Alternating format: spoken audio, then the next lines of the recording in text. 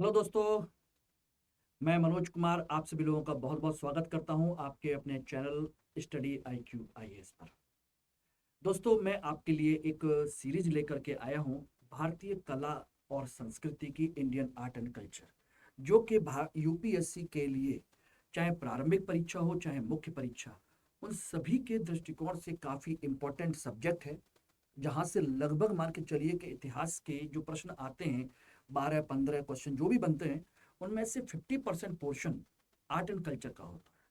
और art and culture student समझ लीजिए बड़ा परेशान रहता है कि सर कहाँ से पढ़ें, कैसे पढ़ें, किस तरीके से पढ़ें। तो उसी के ध्यान में रखते हुए मैंने ये सीरीज आप लोगों के लिए प्री कम मेंस दोनों के हिसाब से मैंने स्टार्ट करने का प्लान बनाया है। अब देखते ये हैं कि आप लोग इस क्लास को, मेरी क्लास को आप कितना पसंद करते हैं, कितना इसको आप लोगों तक पहुंचाते हैं। और ये डिपेंड करेगा हमारी क्लास की कंटिन्यूटी पर, क्लास की कंटेंट पर और आपकी ज़रूरतों पर। ठीक है, तो चलिए इसको हम लोग स्टार्ट करते हैं। माई सेल्फ मनोज कुमार, और ये मेरा एक छोटा सा परिचय है जिसको आप लोग देख सकते हैं, पढ़ सकते हैं, समझ सकते हैं कि क्या है क्या नहीं है। ठीक है, और उसी के अनुसार आप लोग क्लास को आगे कंटिन्यू कर सकते हैं। ठीक है, ये रहा। दोस्तों, एक चीज ध्यान रखिएगा, सबसे पहले तो जरूरत है सिलेबस को समझने की कि आखिर कला संस्कृति का जो सिलेबस है वो क्या है क्या नहीं है।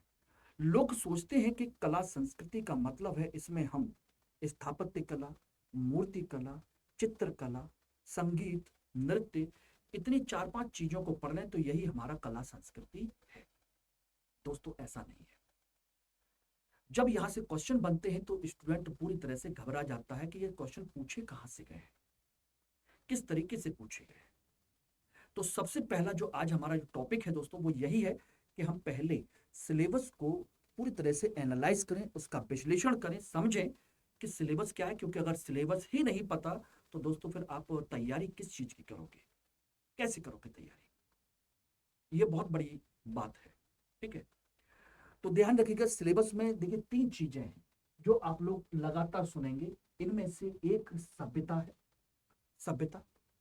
एक टॉपिक बनता है संस्कृति और दूसरा बनता है, तीसरा टॉपिक बनता है कला। सभ्यता, संस्कृति, कला, जिसको हम सामान्य तौर पर कला संस्कृति एक ही रूप में कह देते हैं। सभ्यता का मतलब होता है जहां पर सभ्य लोग होते हैं, यानी कि जहां पर मनुष्य ने अपने विकास के लिए भौतिक संसाधनों का अच्छे से उपयोग किया और अपने जीवन को एक सही दिशा देने के लिए, अपने जीवन को आरामदायक बनाने के लिए बहुत सारी चीजों का उपयोग करके उसको विकसित किया है। और ये मूलतः एक भौतिक परंपरा को दर्शाती है। इसलिए आप देख रहे होंगे कि भौतिक परंपरा यानी कि जो सभ्य है, यानी कि जो पढ़ा लिखा है, जो विचारशील है, जिसने अपने आसपास के संसाधनों का उपयोग करके अपने लिए एक व्यवस्थित गतिविधियां निर्मित की हैं, जैसे पूरा का पूरा शहर का ढांचा, जिसे हम सभ्यता कहते हैं। आपने नाम सुना होगा सिंधु घाटी सभ्यता। ठीक है, और उसी तरीके से एक दूसरी चीज आती है जिसे हम कहते हैं संस्कृति। संस्कृति यानी कि एक तरीके से देखा जाए तो हमारी विचारशील सृजनात्मकता, विचारशील, ये सृजनात्मकता है, रचनात्मकता जिसे हम कह सकते हैं। और दोस्तों, एक चीज ध्यान रखना, सृजनात्मकता है ये आपके मानसिक विकास को दर्शाती है। किसको दर्शाती है?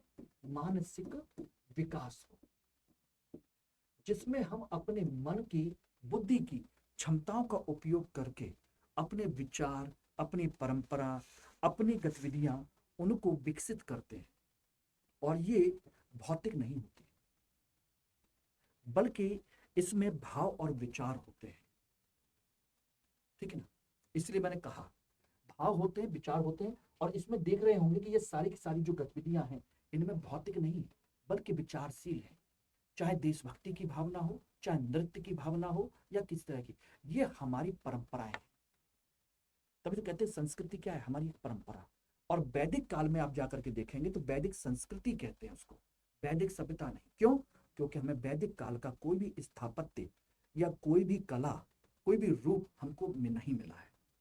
तो जो कुछ भी मिला है हमें वैदिक साहित्य के अंतर्गत उसकी रचनाओं में मिला है। जबकि सिंधु घाटी सभ्यता है, उसका कोई भी लिखित साहित्य हमको मिला भी है तो हम उसको पढ़ नहीं पाए, इसलिए उसको हम संस्कृति नहीं कह पाते।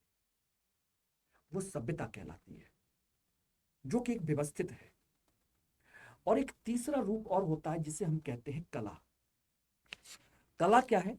कला संस्कृति का ही एक, कह सकते हैं कि भाग हम कहा जा सकता है, कह सकते हैं संस्कृति का ही एक हिस्सा कह सकते हैं, जिसमें मनुष्य अपनी गतिविधियों का प्रयोग करता है, अपने अंदर के कौशल का प्रयोग करता है, ठीक है, कौशल का, और उसका प्रयोग करके नई नई चीजों का निर्माण करता है। यानी कि इसमें मनुष्य की जो कौशल क्षमता होती है, कौशल क्षमता का स्वयं के लिए एवं अन्य के लिए, स्वयं और अन्य के लिए क्या करता है? आनंददायी आनंददायी गतिविधियां करता है, आनंददायी गतिविधियां, जिसमें उसको स्वयं को भी आनंद आता है और दूसरे को भी आनंद आता है। जैसे आप अब ये देखेंगे मूर्तियां, तो जिसने बनाया उसको तो आनंद आ ही रहा है, एंजॉयमेंट, सारी चीजें, साथ के साथ दूसरा देखने वाला जो है, जैसे आप और हम हैं, वो भी इसका आनंद लेते हैं। अब कला आपके सभ्यता का हिस्सा भी हो सकती है, संस्कृति का भी हिस्सा हो सकती है। क्यों? क्योंकि आपके विभिन्न प्रकार की जो गतिविधियां होगी उसको भी निर्मित करने में आपकी कलात्मक क्षमता का प्रदर्शन होगा। तो कला सभ्यता का हिस्सा भी है और संस्कृति का भी है। मैंने एक बेसिक चीज मैंने आप समझाने की कोशिश की है, इनके बारे में डिटेल हम आगे चल करके डिस्कस करेंगे कि सभ्यता किसे कहते हैं और संस्कृति किसे कहते हैं, भारतीय संस्कृति की विशेषताएं क्या है, संस्कृति कैसे कैसे विकसित होती है, या कला क्या है, कला का महत्व क्या है, कला की विशेषताएं क्या है। ये सारी चीजें हम आगे जाकर के डिस्कस करेंगे। अभी हम बात कर रहे हैं सिर्फ और सिर्फ उसके एक सिलेबस के विश्लेषण को लेकर के। ये तीनों चीजें हैं और तीनों की अपनी अलग अलग इंपॉर्टेंस है। बात समझ गए? तो कला संस्कृति को केवल ये मत समझिएगा कि स्थापत्य कला, मूर्ति कला, चित्रकला, नृत्य और संगीत कला, जी नहीं। अभी इसका विश्लेषण करेंगे तो और भी गहरी चीजें आपके सामने आती चली जाएंगी। और एक बार जब सिलेबस क्लियर हो जाएगा तो आप ये पकड़ पाएंगे कि क्वेश्चन कहाँ से बनते हैं, कहाँ से नहीं बनते, और कौन सा पोर्शन है जो हमसे अछूता रह गया है। ठीक है ना? ध्यान रखिएगा। और आप लोगों के लिए एक गुड न्यूज ये है कि स्टडी IQ IAS ने ईयर एंड सेल का आप लोगों के लिए एक ऑफर दिया हुआ है 31 तारीख तक के लिए, जिसके थ्रू आप मेरे साथ इतिहास वैकल्पिक विषय 2026 के लिए न्यू ईयर बैच ज्वाइन कर सकते हैं, जो कि हमारा बैच स्टार्ट हो रहा है 7 तारीख से, 7 जनवरी से दोपहर में 1 बजे। और ये बैच हिंदी माध्यम में, हिंदी मीडियम का है, मेरे साथ यानी कि मनोज सर के साथ, जिसमें MK लाइव यानी कि मेरा कोड यूज करने के बाद आपको जो फीस पड़ेगी वो मात्र पड़ेगी 12,999 रुपए। इसमें आपकी regular classes, test series, daily answer writing, crux material, ये सब कुछ, हैंडआउट्स वगैरह, ये सब कुछ आपको मिलेगा। और घर बैठ करके आप तैयारी कीजिए, जिसमें आपको बिल्कुल सिंपल तरीके से कहानी के तौर पर इतिहास को पढ़ाया जाएगा और बताया जाएगा कि 300 से ज्यादा नंबर कैसे आते हैं। जब मैं ला सकता हूं तो आपको दिलवा भी सकता हूं। मिनिमम 60% का मेरा टारगेट है। अगर आप चाहते हैं कि हिंदी मीडियम में आप अच्छे नंबर लाएं और अच्छे नंबर ला करके ही एक अच्छी रैंक लाई जा सकती है, तो डेफिनेटली आपको मेरे साथ हिस्ट्री ऑप्शनल के साथ में ज्वाइन करना चाहिए। ठीक है ना? ध्यान रखिएगा।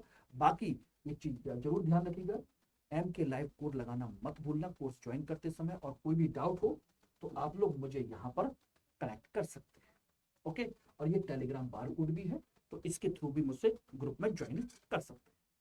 ठीक है? ओके एवरीवन, चलिए अब सबसे पहले हम बात करते हैं कला के रूप को लेकर, फिर हम बात करेंगे संस्कृति और सारी चीजों को लेकर के। सबसे पहले चूंकि हमने बात की कि कला और संस्कृति, कला होती क्या है? वह सारी क्रियाएं जिसमें एक मनुष्य को अपने कौशल की आवश्यकता होती है, जिससे कि वह अपना श्रेष्ठतम परिणाम दे सकता है। बेस्ट देने के लिए उसके पास कौशल क्षमता होनी चाहिए, उसको हम कला कहते हैं। और इस कला के माध्यम से लोगों की संवेदनाओं को आप उभार सकते हैं, उनको इंजॉयमेंट दे सकते हैं, ठीक है ना, उसकी अभिरुचि को दिखा सकते हैं, दशा दे सकते हैं, और इसके माध्यम से लोगों को मनोरंजन दे सकते हैं। एक पीढ़ी से दूसरी पीढ़ी तक अपना ज्ञान प्रदर्शित कर सकते हैं, उसको स्थानांतरित कर सकते हैं, और अपनी विरासत को समृद्ध कर सकते हैं कला के माध्यम से। ध्यान रखिएगा, तो कई सारे इसके रूप हैं। इनमें से सबसे पहले जानने की कोशिश करिए कि कला के दो रूप होते हैं, एक दृश्य कला जो कि दिखाई देता है, और एक निष्पादन कला जो कि आपको परफॉर्म करना पड़ता है। इसलिए ये विजुअल आर्ट है और ये परफॉर्मेंस आर्ट है। इसमें सामान्य तौर पर आप एक ही बार में चीजों को बना देते हैं और वो हमेशा के लिए स्थायी हो जाती है, दृश्य कला स्थायी। और निष्पादन जो कला होती है उसे हर बार आपको परफॉर्म करना पड़ता है, हर बार आपको परफॉर्म करना ही पड़ेगा कला को। कैसे, वही मैं आपको बताने जा रहा हूं। जैसे ये रहे आपके दृश्य कला के रूप। दृश्य कला क्या है, जो आपके सिलेबस के अकॉर्डिंग आपको पढ़ना चाहिए।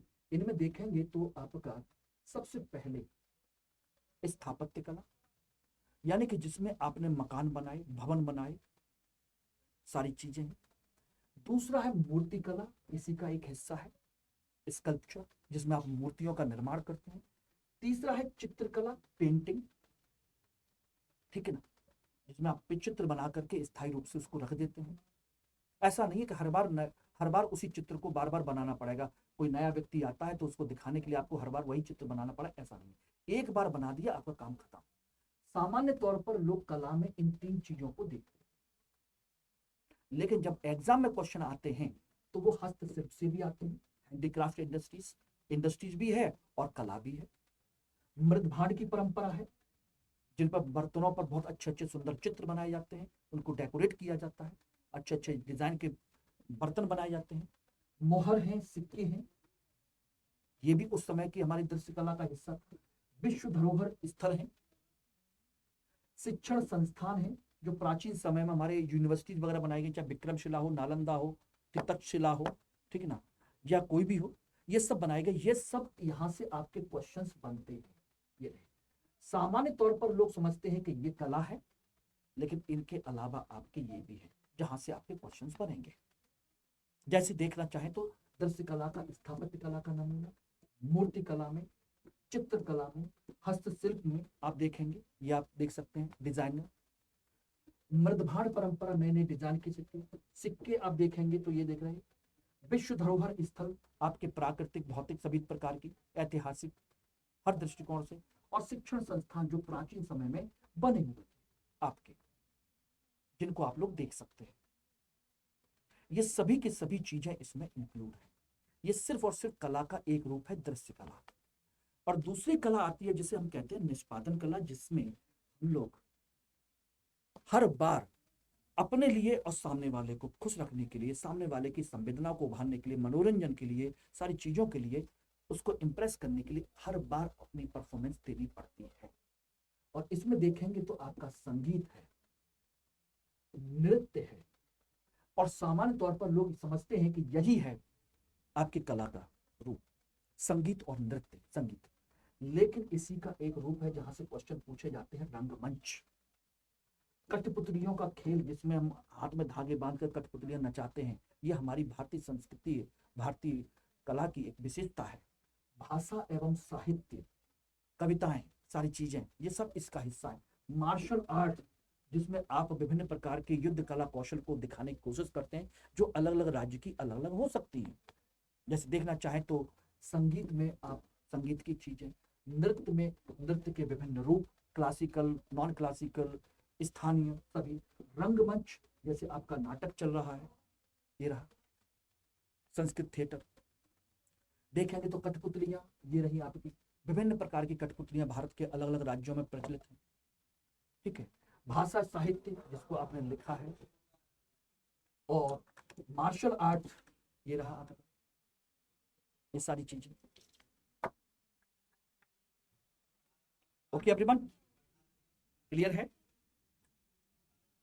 ठीक। अब उसी प्रकार से संस्कृति देखेंगे तो संस्कृति क्या है? संस्कृति भी इसी तरह की एक परंपरा है जो मैंने आपको बताई, जिसमें आप अपनी परंपराओं, अपने विचारों और अपनी जो अभिव्यक्ति है उसको प्रदर्शित करते हैं, सारी चीजें करते हैं। ठीक है। और इसके अंतर्गत क्या आता है, लोग इसी को इग्नोर कर देते हैं, संस्कृति को ही नहीं पढ़ते। वो सोचते हैं कि ये तो सब आपका उसका हिस्सा है, धर्म का हिस्सा है, समाज का हिस्सा है, इतिहास का हिस्सा है। नहीं, संस्कृति का ही एक भाग है धर्म, जिसमें भारत में विभिन्न प्रकार के जो धर्म प्रचलित हुए वो सभी के सभी धार्मिक गतिविधियां इसी का हिस्सा है। उसी का एक हिस्सा है दर्शन, उसी का एक हिस्सा है समाज, उसी का एक हिस्सा है विज्ञान, साइंस, उत्सव और त्योहार, विभिन्न प्रकार के सम्मान और अवार्ड्स या सांस्कृतिक संगठन। ये सभी आपके इसी संस्कृति का हिस्सा है जो आपको पढ़ना चाहिए, जहां से आपके क्वेश्चन पूछे जाते हैं। अब पेपर उठा करके देखिए, इसमें बचा क्या, केवल राजनीति, शासन व्यवस्था और अर्थव्यवस्था। इन 3 चीजों को छोड़ दीजिए तो बाकी संपूर्ण इतिहास, कला, संस्कृति का एक हिस्सा है। और इसमें भी अगर किसी राजा महाराजा ने किसी चीज विशेष में योगदान दिया है तो उसको भी पूछा जा सकता है। जैसे संस्कृति धर्म, दर्शन है, समाज है, विज्ञान है, जो आपके प्राचीन, मध्यकालीन और आधुनिक इतिहास में समय समय पर जो कुछ भी हो, उत्सव त्योहार है, अवार्ड्स हैं, सांस्कृतिक संगठन है जो आपके बनाए गए हैं। तो ये सारी की सारी चीजें इसमें शामिल है और इन सारी चीजों को हम लोग डिटेल में पढ़ने की कोशिश करेंगे, सारी चीजों को पढ़ेंगे, ध्यान रखिएगा। और इसलिए मैं चाहता हूं कि आप लोग मेरे साथ इतिहास वैकल्पिक विषय को जरूर ज्वाइन करें। 7 जनवरी से न्यू बैच स्टार्ट हो रहा है और ईयर एंड सेल है। एम के लाइव कोड के साथ में ये बैच आपको मिल जाएगा 12,999 रुपए में, न्यू ईयर बैच के तौर पर। ठीक है ना, मेरे साथ यानी कि मनोज सर के साथ में। और इसमें आपको, अगर आप चाहते हैं कि बेहतरीन अच्छी किताबें आपको पास अवेलेबल हो जिससे आप यूपीएससी क्वालिफाई कर सके, तो स्टडी आईक्यू के सभी विशेषज्ञों ने बेहतरीन तरीके से 18 किताबों को कंपाइल किया है जो केवल आपके एग्जाम के ओरिएंटेशन से लिखी गई है। बेहतरीन किताबें जिनकी मार्केट कॉस्ट 10,000 से ऊपर की है, जिनको आपको मिल जाएंगी तो सिर्फ और सिर्फ 4,299 रुपए में, अभी एम के लाइव कोड के साथ में, वो भी ईयर एंड सेल के उपलक्ष्य में। तो जल्दी कीजिए, इस बैच को जल्दी से ज्वाइन कीजिए। बाकी कोई भी डाउट हो आप मुझे यहाँ पर